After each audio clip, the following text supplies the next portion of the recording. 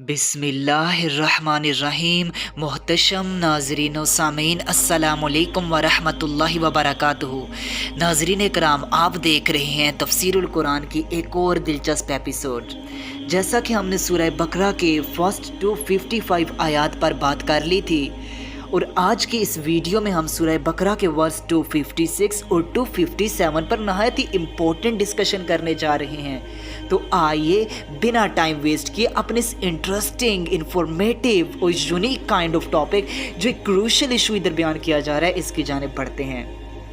नाजरीन कराम, अगर आप सूरह बकरा की वर्स नंबर 256 का उर्दू तर्जुमा देखते हैं तो फरमाया जा रहा है कि दीन के बारे में कोई जबर नहीं, कोई ज़बरदस्ती नहीं, हदायत जलालत से रोशन हो चुकी है।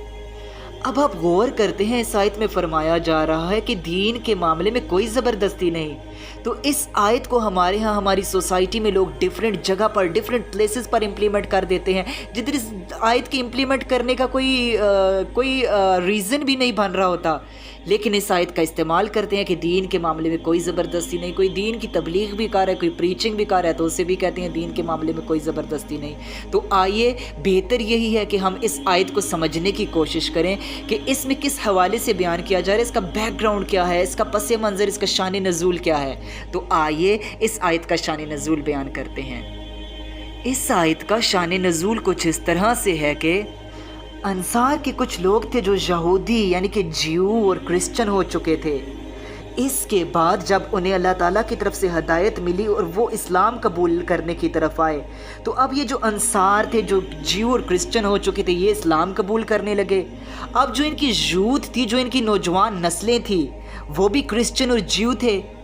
अब ये चाहते थे कि किसी तरह उन्हें ज़बरदस्ती इस्लाम की तरफ माइल किया जाए, ये उन पर जबर करते कि उन्हें ज़बरदस्ती इस्लाम की तरफ लाया जाए और वो भी इस्लाम कबूल कर लें, वो क्रिश्चियनिटी और जुडिज़म को छोड़ दें, तर्क कर दें।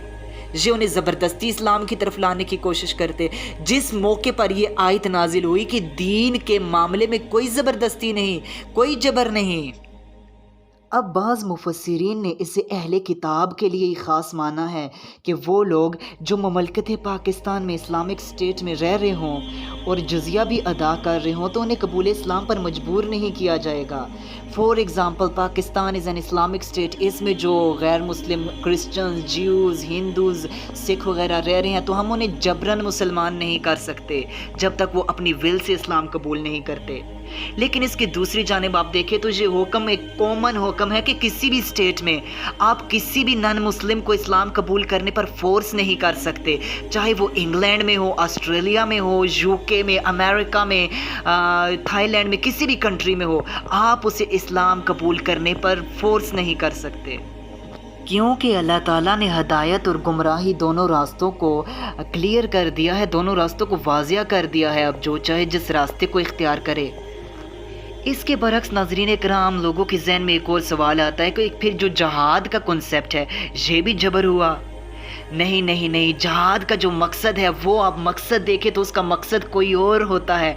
जहाद का मकसद ये है कि जब आप एक इस्लामिक स्टेट में रह रहे हैं, जब आपको अपने रिलीजन पे अमल करने से रोका जा रहा हो, आपके रिलीजन के ख़िलाफ़ गैर मुस्लिम लॉबीज़ जो हैं, जो एक एजेंडा के तहत आपके रिलीजन पर अमल करने से आपको रोक रही हों, आपके यहाँ बुराई के रेशियो पर को बढ़ाया जा रहा हो, आपके मज़हब को नुकसान पहुँचाया जा रहा हो, मुसलमानों पर जुल्म सितम किया जा रहा हो, जहाद तो उस सूरत में किया जाता है। तो जहाद का जो कॉन्सेप्ट है वो इस कंडीशन में अप्लाई नहीं होगा। इसी तरह यहाँ से एक और ज़हन में सवाल आता है कि जब कोई शख्स दीन इस्लाम, एक शख्स मुस्लिम है, इस्लाम पर वो अमल कर रहा है, इसके बाद वो नॉन मुस्लिम हो जाता है, तो उसकी जो पनिशमेंट है वो भी जबर और ज़बरदस्त इस जबर में नहीं आती, वो भी किसी जुल्म और ज़्यादती में नहीं आती, जबकि बल्कि जो उसकी पनिशमेंट है वो तो ये है कि उसे कत्ल कर दिया जाए। जो शख्स मुर्तद हो जाता है, जो इस्लाम से अपना मुंह फेर लेता है, तो उसकी जो सज़ा है वो जबर में नहीं है, बल्कि वो एक इंसाफ का कानून है कि उसे कत्ल किया जाए, क्योंकि वो अपने आप को एक बहुत बड़ी नेमत से महरूम कर रहा है। अब लोगों के जहन में सवाल आता है कि मुर्तद को जो इस्लाम से मुंह फेर लेता है, उसे कत्ल करने की जो इजाज़त दी गई है, ये भी एक जबर है। नहीं नहीं नहीं, एक इस्लामिक स्टेट की नज़रियाती हैसियत का तहफ़्फ़ुज़ है ये।